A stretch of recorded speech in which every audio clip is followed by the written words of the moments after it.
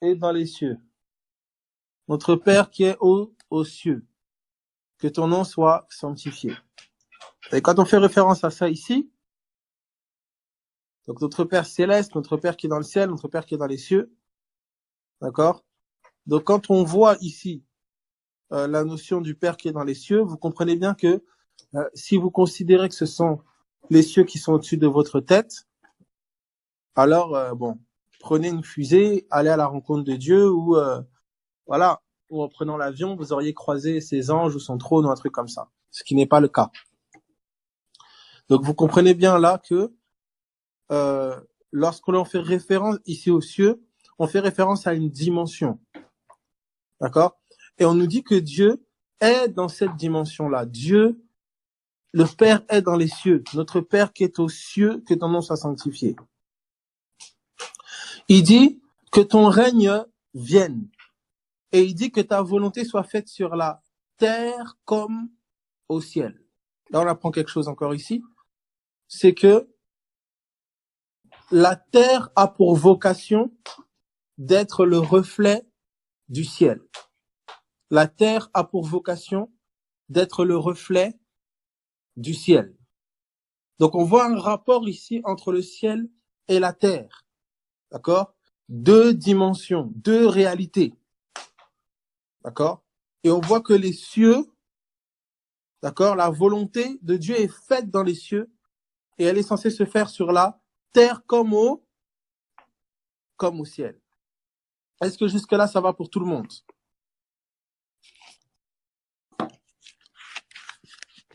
Ok. Matthieu, chapitre 16. Matthieu, chapitre 16, à partir du verset 17. Matthieu 16, 17. Jésus, prenant la parole, lui dit: Tu es heureux, Simon, fils de Jonas, car ce ne sont pas la chair et le sang qui t'ont révélé cela, mais c'est mon Père qui est dans les cieux. Qui t'ont révélé quoi? C'est ce que vous voyez plus haut, verset 15. Et vous, leur dit-il, qui dites-vous que je suis? Donc Simon-Pierre répondit: Tu es le Christ, le Fils du Dieu vivant. Tu es le Christ, le Fils du Dieu vivant. Donc Jésus, prenant la parole, lui dit: Tu es heureux, Simon-Pierre, Simon, fils de Jonas, car ce ne sont pas la chair et le sang qui t'ont révélé ça. Donc c'est pas ton humanité, c'est pas la chair et le sang. C'est pas le naturel qui t'a révélé qui je suis. C'est mon Père qui est dans les cieux. Donc savoir qui est Christ découle de l'esprit qui le révèle. C'est l'esprit qui dévoile. Jésus était là avec eux dans la chair. Il était là avec eux. Mais ils ne savaient pas qui il était, à moins que l'esprit ait pu leur révéler. Donc là, Jésus était là. Mais juste avant, il dit: Qui dit-on que je suis? Certains disent: Oui, tu es Jean-Baptiste. Certains disent: Tu es Élie. Certains disent: Tu es Jérémie. Jésus était là en chair. Ça veut dire, la chair ne peut pas te donner accès à la véritable connaissance. La véritable connaissance, tu n'y as accès que par la révélation du Saint-Esprit. Quand Jésus pose la question: Qui dites-vous, vous, que je suis? Pierre dit: Tu es le Fils de Dieu, tu es le Christ, le Fils du Dieu vivant. Il dit: Ok. Là, c'est pas la chair et le sang qui t'ont révélé ça, qui t'ont fait connaître ça. Ça, c'est mon Père qui est dans les cieux. Regardez maintenant. Il dit: Moi, je te dis que tu es Pierre.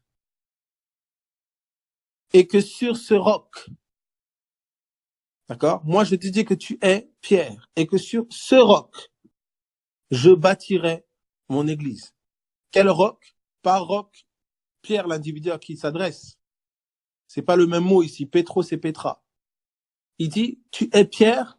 Et sur ce roc, la révélation que tu viens d'avoir, sur ce roc-là, je bâtirai mon église. C'est-à-dire, l'église se bâtit sur la révélation de Jésus. L'église se bâtit sur Jésus. C'est comme ça, Paul dit: j'ai posé le fondement comme un sage architecte, que personne ne peut poser un autre fondement si ce n'est Jésus-Christ. Il est le fondement. Et c'est ce que Jésus lui-même nous a dit de sa bouche. Sur ce roc, Pierre, moi je te dis que tu es Pierre et que sur ce roc-là, cette révélation que tu viens d'avoir, de qui je suis là, ce roc, je bâtirai mon église. Et que les portes du séjour des morts ne prévaudront point contre elle. Les portes du séjour des morts ne lui résisteront pas. À qui? À cette église qui est bâtie sur qui? Jésus-Christ. Pas sur un homme, pas sur un apôtre, pas sur un prophète, pas sur des dénominations. Non. Beaucoup ont dit, oui, l'église est bâtie sur les apôtres et les prophètes. C'est pas ce que l'Écriture dit. L'Écriture dit l'église est bâtie sur le fondement des apôtres et des prophètes. Leur fondement. Quel est leur fondement? C'est Christ. Les amis, attention, on peut très vite tordre les choses. L'église ne peut être fondée et bâtie sur un homme. Impossible. Impossible.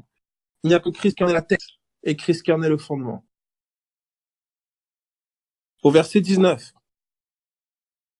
Je te donnerai les clés du royaume des cieux. Oui. Je te donnerai les clés du royaume des cieux. Ce que tu liras sur la terre. Là, il dit, je te donnerai les clés du royaume des cieux, 2 points. Qu'est-ce qu'on va faire ces clés? Ce que tu liras sur la terre sera lié dans les cieux.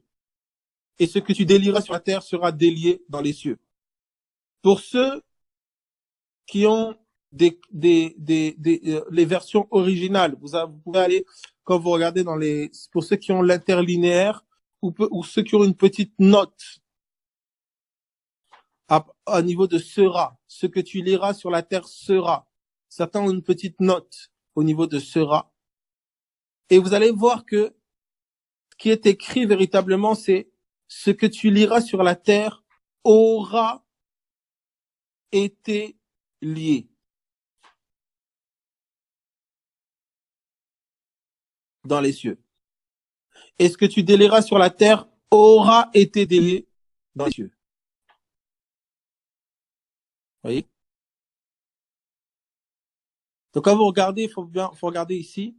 En fait, il dit, ce que tu liras sur la terre, ça aura déjà été lié dans les cieux. C'est ce qui aura été déjà lié dans les cieux.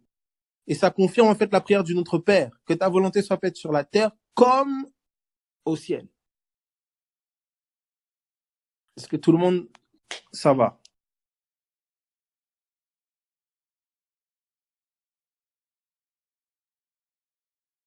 Ça va? Ok. Donc c'est pas, ça commence sur la terre, ça finit dans le ciel. Non, ça commence dans le ciel et ça finit sur terre. Donc ça, vous pourrez regarder dans les temps des verbes. D'accord? Maintenant, donc qu'est-ce qu'on comprend ici? On comprend que l'apôtre Pierre a reçu des clés, une autorité, un droit de lier sur la terre ce qui a été lié dans les cieux et de délier sur la terre ce qui a été délié dans les cieux. Une autorité qui est là pour rendre la terre conforme aux cieux, rendre la dimension terrestre conforme à la dimension céleste. Est-ce que ça va jusque-là pour tout le monde?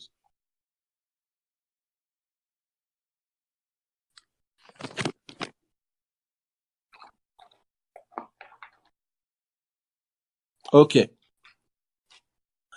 Alors maintenant, regardez Job. Le livre de Job.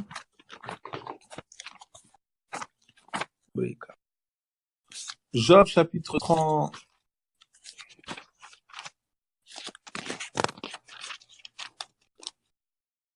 Job, chapitre 38, à partir du verset 33. Job 38, 33. Est-ce que ça va pour tout le monde?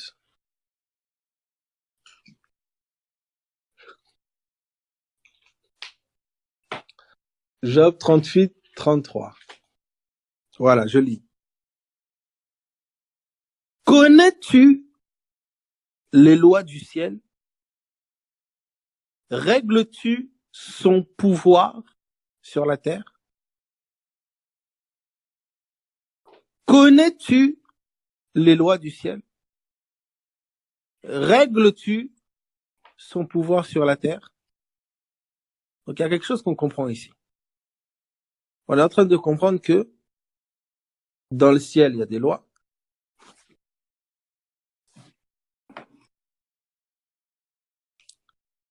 Et on est en train de comprendre que le ciel exerce un pouvoir sur la terre. Ici, le Seigneur il pose. Donc, vous voyez ce rapport ciel-terre ici. Est-ce que ça va pour tout le monde? Est-ce que tout le monde voit le rapport ciel-terre? Est-ce que tout le monde le voit?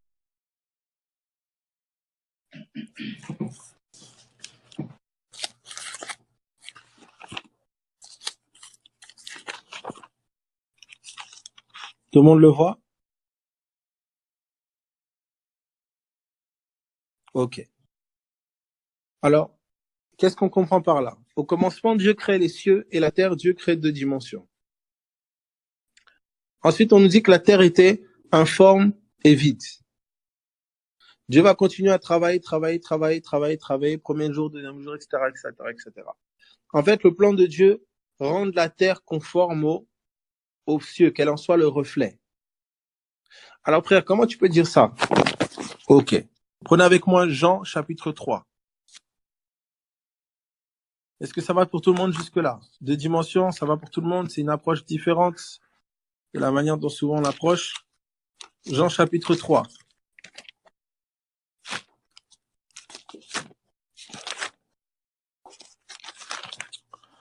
Jean, chapitre 3, à partir du verset 12.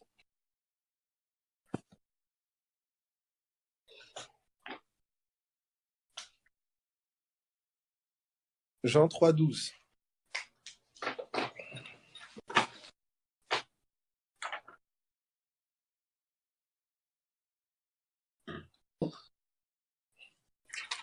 Ok. Si vous ne croyez pas quand je vous ai parlé des choses terrestres, comment croirez-vous quand je vous parlerai des choses célestes? Vous avez vu, au commencement, Dieu crée les cieux et la terre. On a vu ensemble, c'est pas premièrement les cieux qui sont au-dessus de ma tête, la terre qui sont dessous mes pieds. Non, c'est 2 dimensions. On a vu ensemble dans la prière du Notre Père que ta volonté, notre Père qui est dans les cieux. On a vu ensemble Dieu réside dans les cieux, a résidence dans les cieux. On a vu ensemble que ta volonté soit faite sur la terre comme elle est faite au ciel. On a vu ensemble cette terre qui doit être rendue conforme aux cieux par une certaine autorité. Pierre dit, Jésus dit à Pierre, ce que tu lieras sur la terre, c'est ce qui aura été lié dans les cieux. Ce que tu délieras sur la terre, c'est ce qui aura été délié dans les cieux. Mais encore, on voit que dans le ciel, il y a des lois et que ces lois, elles exercent un pouvoir sur la terre. Comprenez comment, quand Jésus dit, il dit, tout pouvoir m'a été donné dans le ciel, sur la terre et sous la terre. Est-ce que ça va jusque-là pour tout le monde? Cieux, terre, cieux, terre. Alors, on va entrer de manière pragmatique, bien sûr. On commence avec un tableau pour ensemble rentrer de manière pragmatique par rapport à l'accès au ciel, la réalité du ciel. Ton cœur, vous allez voir la connexion.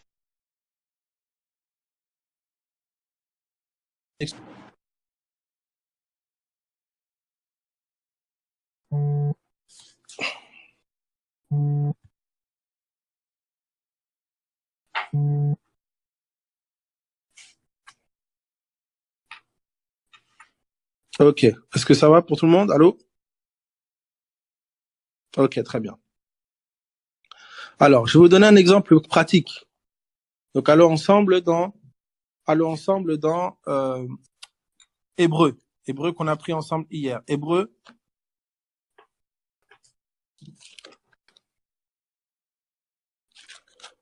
Le livre d'Hébreu. Hébreu, chapitre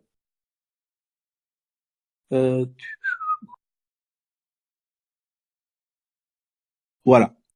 Hébreu, chapitre 8, à partir du verset 3. Hébreu 8, 3. Jusqu'au verset 5. Hébreu 8, 3 à 5. Hébreu 8, 3 à 5. Tout souverain sacrificateur est établi pour présenter des offrandes et des sacrifices. Il est donc nécessaire que celui-ci ait aussi quelque chose à présenter, en parlant de Jésus. S'il était sur la terre, il ne serait même pas sacrificateur, puisque là sont ceux qui présentent les offrandes selon la loi. Il célèbre un culte, image et ombre des choses célestes. C'est l'auteur des Hébreux qui nous précise ça. Il dit, s'il était sur la terre, donc notre sacrificateur, Jésus, il ne serait même pas sacrificateur. Puisque là sont ceux qui présentent les offrandes selon la loi. Il célèbre un culte, image et ombre des choses célestes. Donc vous voyez les gens qui repratiquent certaines choses, là, tous ces trucs-là, offrandes, sacrifices, tout ça, machin, fête et tout, en fait, ils se remettent dans l'ombre. On dit ici, c'était un culte, il célèbre un culte qui est image et ombre des choses célestes. C'est qu'une image, c'est l'ombre, c'est cela. Est-ce que ça va pour tout le monde jusque-là?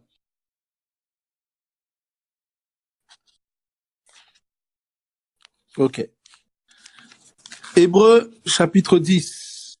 Hébreux chapitre 10, à partir du verset 1er.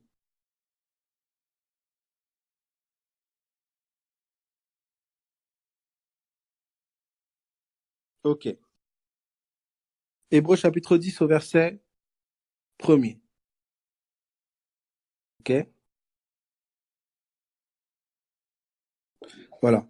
On peut même commencer verset 23, pardon. Hébreux 9, 23. Hébreux 9, 23 plutôt. Regardez ce qui est dit. Hébreux 9, 23.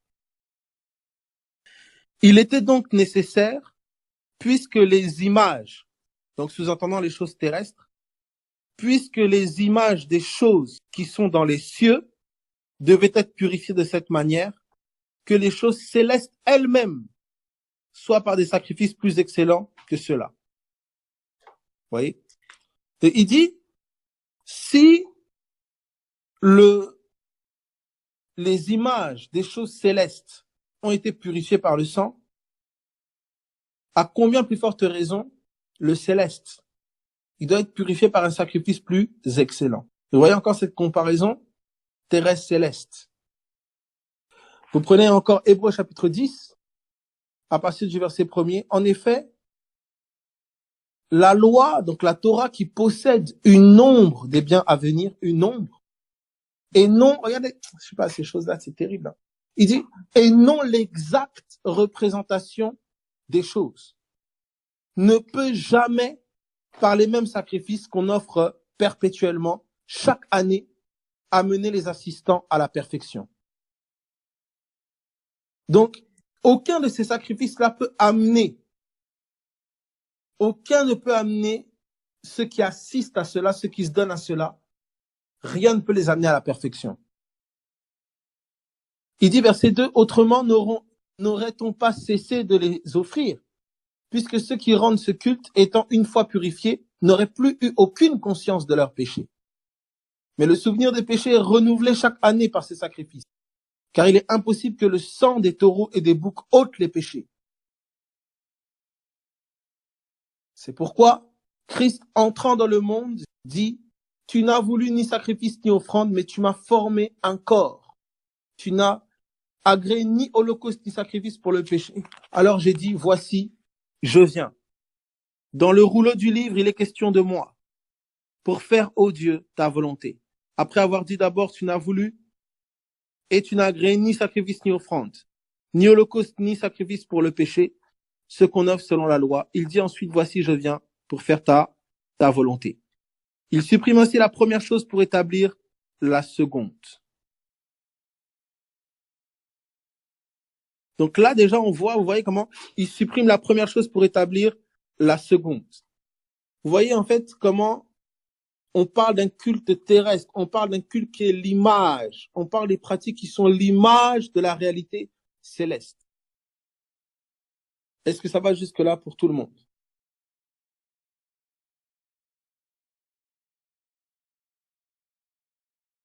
Y, yes, oui, non.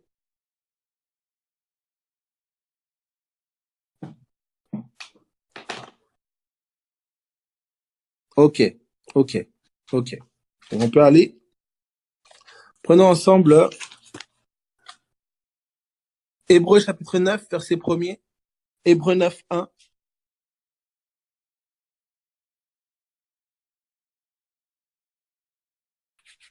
Hébreux 9, 1. Regardez ce qui est dit. La première alliance avait donc des ordonnances relatives au culte et un sanctuaire terrestre. Donc là, c'est tellement évident, tellement clair. Alors écoutez attentivement. Toute tentative de restauration des choses terrestres là. Mes amis, on doit s'asseoir, on doit méditer. Regardez ce qui est dit ici, regardez. En effet, un tabernacle fut construit dans la partie antérieure, etc., etc. Bref, ça c'est pas ce qui nous intéresse. La première alliance avait donc des ordonnances relatives au culte et à un sanctuaire terrestre. Donc il y avait un sanctuaire terrestre. Il y avait un sanctuaire terrestre. Est-ce que ça va pour tout le monde?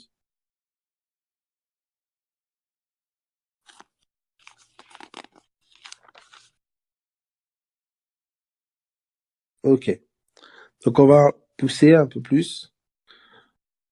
1 Corinthiens chapitre 15, à partir du verset 45. 1 Corinthiens 15, 45.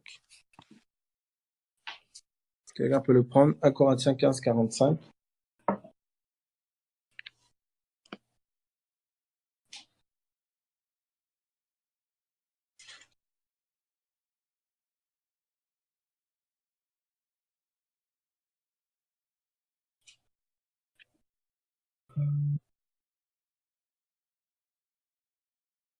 Je sais pas si quelqu'un peut le lire.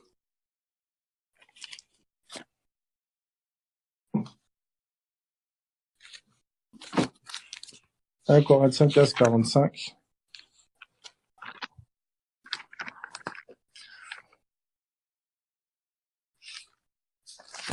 Bon, je lis.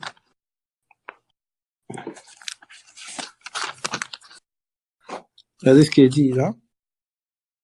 15, 45, donc voilà. On peut me prendre 47 plutôt. Le premier homme tiré de la terre est terrestre. Le premier homme tiré de la terre est terrestre. Le second homme est du ciel.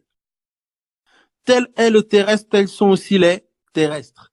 Et tel est le céleste, tels sont aussi les célestes. Alors, j'explique maintenant ici. On a vu ensemble qu'il y a un culte, il y a une alliance dont les ordonnances sont relatives au culte et un sanctuaire terrestre. Première alliance.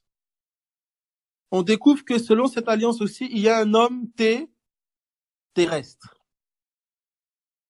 Il y a un sanctuaire terrestre.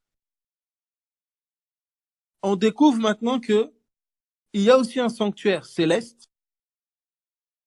Il y a un homme céleste. Il y a un culte céleste. Donc on commence à comprendre ici, vous voyez, deux réalités.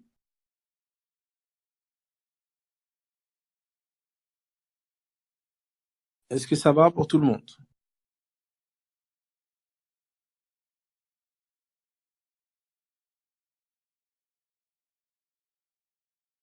Ok.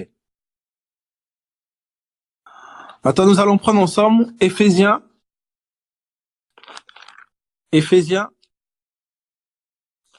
chapitre 2, à partir du verset 5. Éphésiens 2, 5. Je lis. Nous qui étions morts par nos offenses, il nous a rendus vivants avec Christ. Il nous a ressuscités ensemble et nous a fait asseoir dans les lieux célestes en Jésus-Christ. Donc là, il y a quelque chose ici. l'apôtre Paul, le Saint-Esprit, par l'apôtre Paul, est en train de dire, écoutez, vous avez été positionnés. Vous êtes désormais assis. Votre position, votre réalité, ce sont les lieux célestes. Il dit pas vous serez. Il dit, il nous a fait asseoir. C'est passé. Il nous a positionnés dans les lieux célestes. Est-ce que ça va pour tout le monde jusqu'ici?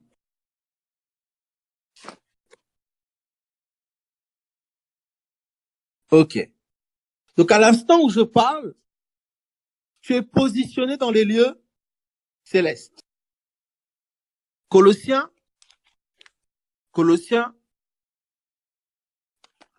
chapitre 2, à partir du verset 20.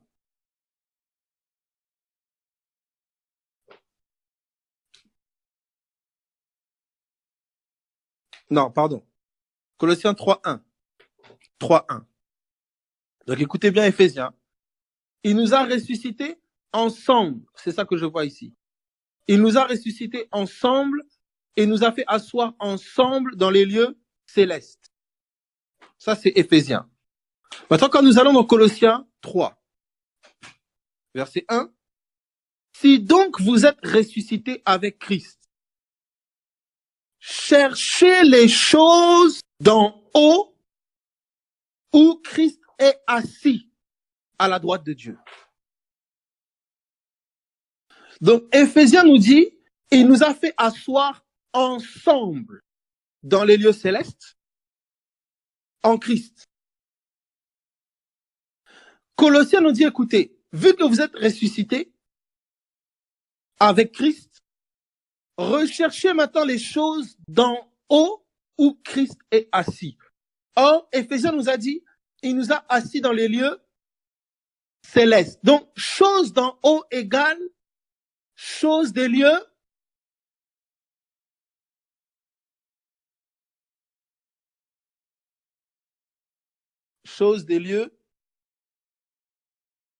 célestes.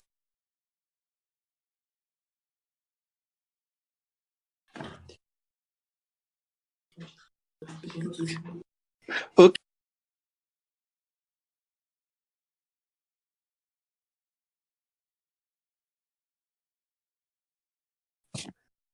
Ok. Est-ce que ça va pour tout le monde?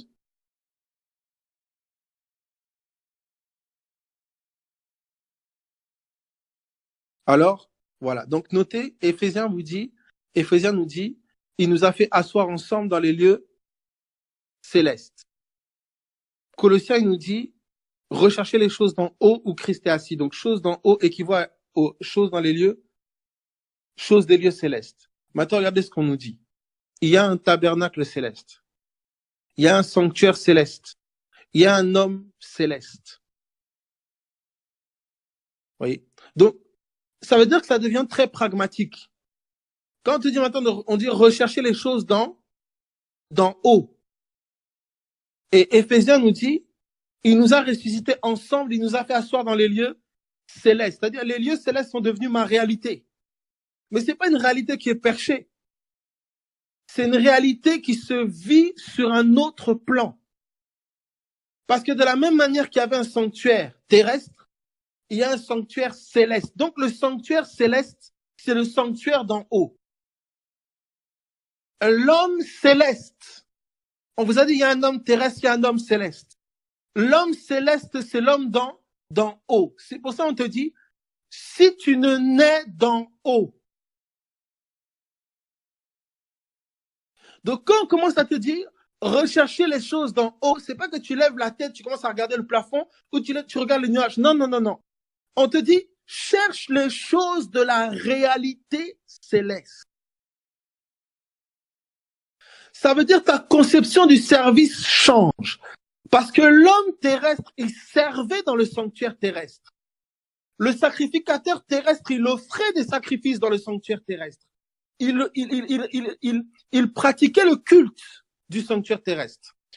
Mais il y a un sacrificateur céleste qui a offert un sacrifice. céleste dans un sanctuaire céleste. Alors, ta conception du service change. Tu commences à servir dans le sanctuaire céleste. Tu commences à marcher, à adopter la mentalité d'un homme céleste. Alors, regardez un exemple pratique. Donc, vous voyez, rechercher les choses d'en haut devient très pratique ici. Alors, je termine sur 1 Pierre. Comme demain, nous voyageons. 1 Pierre, chapitre 2, à partir du verset 5. Regardez un exemple pratique. Est-ce que ça va pour tout le monde? Vous avez vu comment on allait ensemble, terrestre, céleste. On arrive progressivement, on va progressivement, on se rend compte que il y a une réalité céleste qui nous est ouverte. Cette réalité céleste n'est pas perchée. Elle est là, abordable à notre contact. Seulement, elle est dévoilée en Christ. C'est une autre réalité. C'est marcher selon une autre réalité, selon une autre perception des choses. C'est marcher selon une perception céleste des choses. Regardez maintenant ce qui est dit dans 1 Pierre 2, à partir du verset 5. Regardez ce qui est dit. 1 Pierre 2, 5. Il dit ceci. Et vous-même comme des pierres vivantes, édifiez-vous pour former une maison spirituelle. D'accord? Édifiez-vous pour former une maison spirituelle. Un saint sacerdoce afin d'offrir des victimes spirituelles agréables à Dieu par Jésus-Christ. Car il est dit dans l'écriture, etc., et voici je mets en pierre, etc., etc. Donc vous comprenez qu'on vous dit ici maintenant. Édifiez-vous pour former une maison spirituelle. En fait, un sanctuaire céleste. Pour offrir dans cette maison spirituelle, donc dans ce sanctuaire céleste, des victimes spirituelles, des offrandes spirituelles, agréables à Dieu. Donc ça veut dire que quand on te dit maintenant de rechercher les choses d'en haut, et parmi ces choses d'en haut, souvent on a dit rechercher les choses d'en haut, mais on n'a pas précisé, on a dit seulement rechercher les choses d'en haut. Tu commences à réfléchir à les choses d'en haut, choses d'en haut. Voilà, c'est pragmatique. On dit maintenant recherche le sanctuaire céleste. Cherche à servir dans le sanctuaire céleste. Pense et marche selon l'homme céleste. Voilà maintenant, selon le sanctuaire céleste, voilà ce qui est dit. Édifiez-vous comme des pierres vivantes. Ça veut dire que tu contribues à bâtir le sanctuaire céleste. En vous édifiant les uns les autres, vous contribuez à bâtir le sanctuaire céleste. La connaissance enfle, l'amour édifie. Il est en train de dire sous une autre forme, aimez-vous les uns les autres. C'est le commandement. Qu'est-ce qui se passe ainsi? Il dit, le sanctuaire céleste est construit, il est bâti. Afin de quoi? Il dit, afin d'offrir des victimes spirituelles. Qui offrait des victimes? C'était les sacrificateurs. Donc là, il révèle la sacrificature céleste. En tant que sacrificateur, tu offres des victimes spirituelles, des victimes célestes. Qu'est-ce que tu offres? C'est l'apôtre Paul qui va nous dire dans Romains. Dans Romains chapitre 12, offrez vos corps comme un sacrifice vivant, saint et agréable à Dieu, ce qui sera de votre part un culte. Un culte raisonnable. Le mot raisonnable, là, c'est aussi spirituel.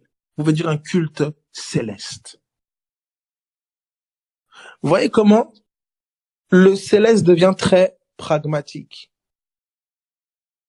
Ça veut dire, en fait, lorsque ta mentalité est voilée, tu vas persister à agir et marcher selon l'homme terrestre, persister à agir et marcher selon la sacrificature terrestre, persister, marcher et agir selon le sanctuaire terrestre, et tu peux négliger, tu nies le sanctuaire céleste, tu nies la sacrificateur céleste, tu nies l'offrande céleste.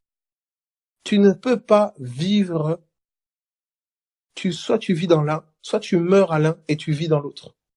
Tu es mort à la réalité terrestre pour vivre dans la réalité céleste. Tu es mort au terrestre pour naître dans le céleste. Quand Christ est mort, il est mort en tant qu'Adam à la croix, le dernier Adam, le dernier terrestre. Il engloutit dans la mort et il est ressuscité comme le premier-né, le premier céleste. Le ressuscité vit dans le céleste. Le ressuscité a un sanctuaire céleste. Le ressuscité a une vie céleste. Le ressuscité a une sagesse d'en haut, c'est-à-dire une sagesse céleste. Le ressuscité perçoit tout d'après le céleste. Est-ce que ça va? Donc mes amis, soyez bénis. Creusez, creusez, creusez. Je vous dis au BMC à ce week-end. C'était très court aujourd'hui, vous voyez. Donc soyez bénis. Prenez tous les suppléments des jours passés, vous pouvez les ajouter. Soyez bénis.